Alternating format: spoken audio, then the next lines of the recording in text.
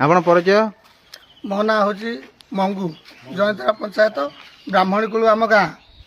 ଏ ପର୍ଯ୍ୟନ୍ତ ଆମ ଗାଁରେ କାଦୁଅ ରାସ୍ତାରେ ଆମ ହରିଜନ ସାହି 20 ଘର 30 ଘର ହରିଜନ ଲୋକ ଆଜି ବି କାଦୁଅରେ ଚାଲୁଛନ୍ତି। ଆମ ଘର ପଛପଟେ ପଞ୍ଚାୟତ ଅଫିସ୍, କିନ୍ତୁ ଆଜି ପର୍ଯ୍ୟନ୍ତ ଆମେ କିଛି ଉପକୃତ ହେଲୁନୁ। ତାପରେ ଷ୍ଟେଟ୍ ଲାଇଟ୍ କଥା କହିଲେ ଆମର ଏବେ ବି ଅନ୍ଧାର ଚାଲୁଛୁ। ସାପ କାମୁଡ଼ାରେ 2 ଜଣ ମଲେଣି। ପଞ୍ଚାୟତ ସାମ୍ନାରେ ବାଲି ରଖିକି ବେପାର କରୁଛନ୍ତି। ଆମେ ଆଜ୍ଞା କ'ଣ କରିବୁ? ଆମେ ହରିଜନ ଲୋକ ଭୁନି, ଆମକୁ କିଛି ଗୋଟେ ସହାୟତା ମିଳୁନି। ଏଠି ଢଳେଇ ଉପରେ ଢଳେଇ ହେଉଛି, କିନ୍ତୁ ଆମେ ବି ଆଜି ଗାଡ଼ି ଖଣ୍ଡେ, ଆମେ ସାଇକେଲ ଗାଡ଼ି ଯାହା ଆମ ହରିଜନ ସାହିରେ ଅଛି ରାସ୍ତା ଉପରକୁ ବାହାର କରିପାରୁନୁ। ଆମକୁ ପ୍ରତିଶ୍ରୁତି ଦିଆହେଉଛି ଯେ ତୁମର ହେଇଯିବ, 5 ଦିନରେ ହେଇଯିବ, 3 ଦିନରେ ହେଇଯିବ, କିନ୍ତୁ କିଛି ହେଉନି। ପଞ୍ଚାୟତ ଅଫିସ୍ ଆଜ୍ଞା ଭଡ଼ାକୁ ଲାଗୁଛି। କେଉଁଠି ସାଲେପୁର ଲୋକ ଆସିକି ମାଟି କାମ କରିବେ, ଜେସିବି ବାଲା ଆସିକି ଭଡ଼ାକୁ ନେଉଛନ୍ତି।